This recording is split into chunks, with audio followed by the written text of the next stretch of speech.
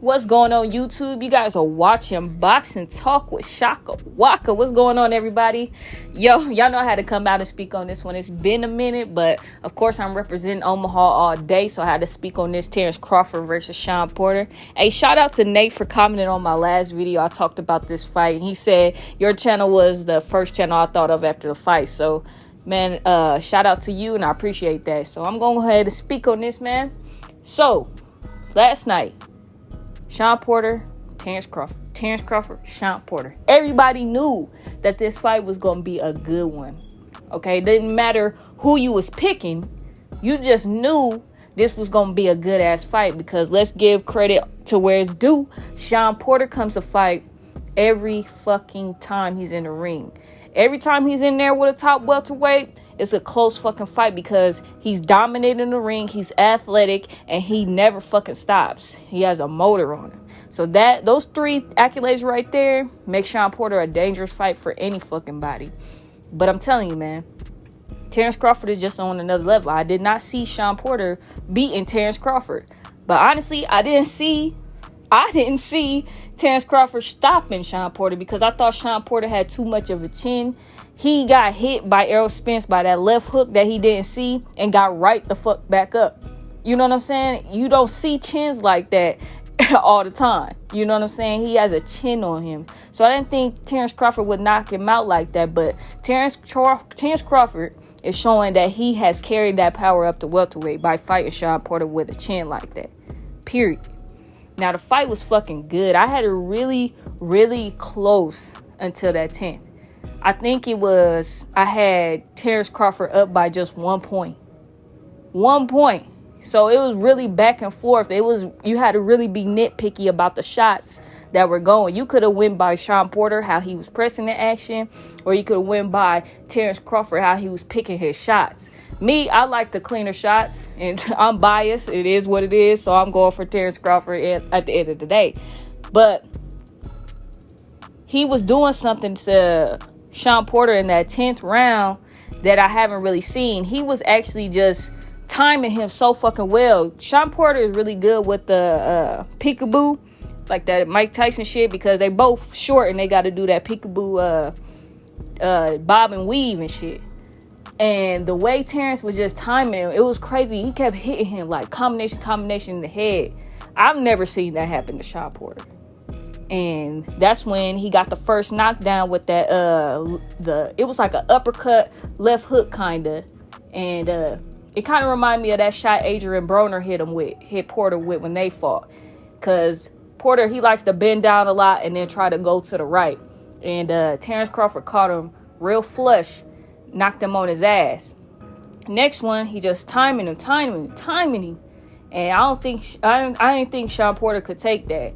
It was a lot of talk. Well, I've been hearing, but I'm not sure. You know, I don't talk to these boxers and shit like that. That Porter wasn't really prepared for this fight and shit like that. Well, the nigga was sleeping on TV and all that shit. You would think he was training hard. You know, he's sleeping. You would think that he was out here putting in work. This nigga tired and talking all that shit about he know Terence and all this shit. You would think that he would put in all the work knowing this fight is it with your career.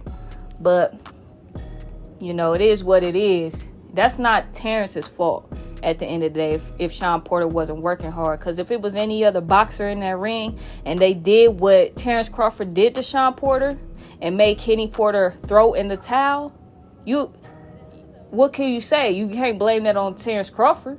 You know what I'm saying? You couldn't blame that on no other boxer. He did something last night that nobody was able to do, and that was to get Kenny Porter to throw in the towel and save his son. Period. I think, honestly, Porter could have got up again and kept going, but I think Kenny stopped the inevitable of what was going to happen. You could see it in Sean's face, how he was so angry on the ground. I think his body was giving out on him. He couldn't take those punches that Terence Crawford was giving. I think Terence Crawford's power is different. You know what I'm saying? I think he is different from the other welterweights because of his long arms and how he throws his punches. I don't know. That's just how I feel. I think he was going to go out anyway. If it wasn't the 10th round, it was going to be the 11th round, how Terence Crawford was sitting down on those punches trying to take his fucking head off. So I was trying to get into Kenny's point of view, which is hard because I don't really have kids, but I could just imagine if like my nephew or something was in the ring fighting and they hitting the floor mad because he can't get with this dude, and his face was so red and poofy and shit like that. Like, not like poofy to the point where, you know, people got black eyes and shit like that, but you know how you get all poofy when you got the pressure all up in there. That's how Sean Porter looked at me.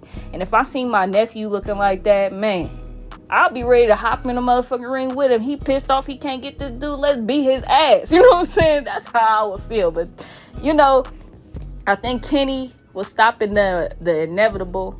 I think he seen Porter was about to get stopped like really bad. But I don't know if this helped him by throwing in the towel. It helped Crawford. But I don't know if this helped Kenny and Sean Porter's exit to the sport. You know, it would have been better if Sean Porter would have went out on his shield.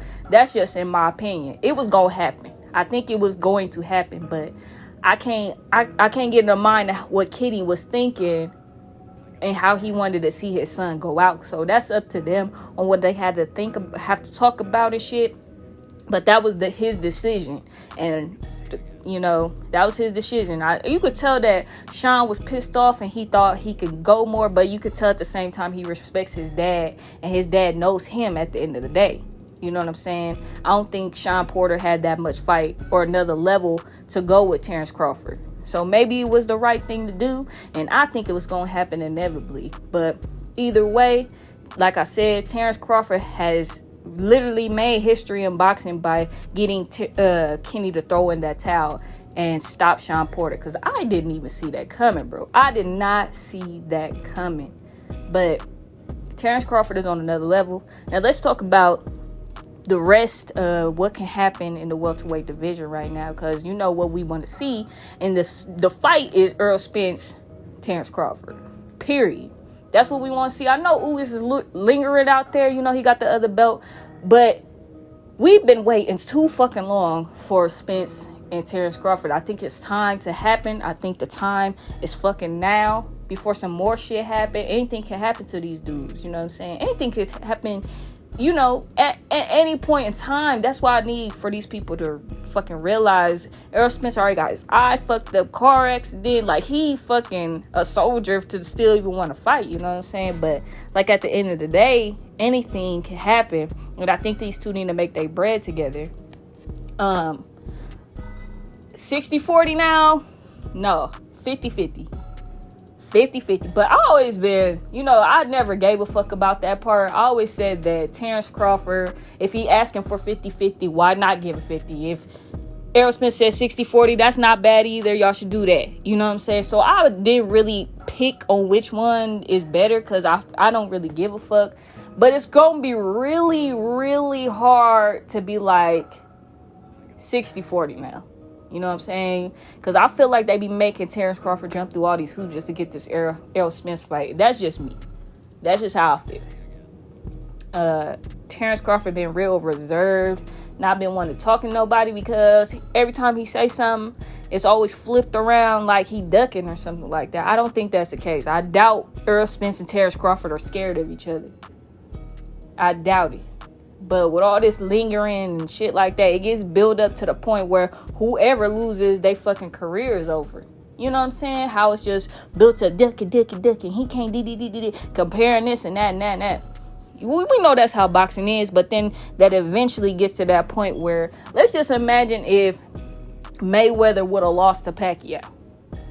Could you imagine how much shit Mayweather would have got? Could you fucking imagine? They would have been like, he was never good. Even though he fought all them motherfuckers that beat their ass convincingly, they would have said he was never that good if Pacquiao would have beat him. Now, that's what I could see happening if Errol Spence beats Terence Crawford. They'd be like, he was never that good. Even though he fought everybody that he did fight and dominated them, it would come to the point where if he loses to Errol Spence, well, I told you he was never that good. No, we don't need that. Can we just accept that both of these guys are great and they need to fight? And that's the reason we're calling the fight, because they're great and we want to see who is better out of both of them. If Terence Crawford beats Spence, I'm not going to sit here and say Spence is trash. No, that's just not logical. That sounds like a hater to me. Of course, I got Terence Crawford winning that Spence fight. And to me, I think Spence is tailor-made for Terence Crawford. I really do. He's really just, he's not, I want to try to, he does everything so perfect. He's very technical, and I think because of that, he's going to get countered a lot by Terence Crawford. That's just me. Errol Spence can do it. He could do it both ways. He got different levels. He could box you, and then he could maul you. I think both of them ain't good enough to beat Terence Crawford. That's just me. But then as the time goes by, we don't know how Terence Crawford's body is going to weigh up. He's getting older, you know what I'm saying? So these fights need to happen. They need to happen while they're in their primes, and there's no excuses. You know what I'm saying? It's already shit that doesn't happen to Errol Spence where there could be excuse. Well, his eye was fucked up. He had a car accident. I don't want to hear none of that shit. That's why y'all should have been done fought. Okay? And I just asked, fuck it, I ain't got to ask y'all shit, but I know I'm going to give Terence Crawford his credit because he fighting everybody y'all asking him to fight. I couldn't believe all the backlash that Terence Crawford got for fucking fighting Kell Brook when everybody was asking him to fight Kell Brook. Everybody was calling for that fucking fight. And then when he beat him, they said Kell Brook was washed. They gonna say the same thing about Sean Porter too. They gonna say that. And that's how you know you fucking with somebody great with Terence Crawford, because anytime he fights somebody, there's always something why he won. It's not just because he's skillful. It's not just because he went out there and put everything on the line. It's not because he went out there and was willing to fucking dog walk somebody. It's not that. It's because this person didn't prepare right. This person didn't do this. This person didn't do that. I'm fucking sick of it. Give Terence Crawford his credit. He need to fight Errol Spence so we know who's the best at the welterweight division. And then get on Ugas' ass. Whoever wins between them, get on Ugas' ass and become undisputed at welterweight. Period. Let me know what y'all think in the comment section. Like, comment, and subscribe. And thank you guys for watching. Peace.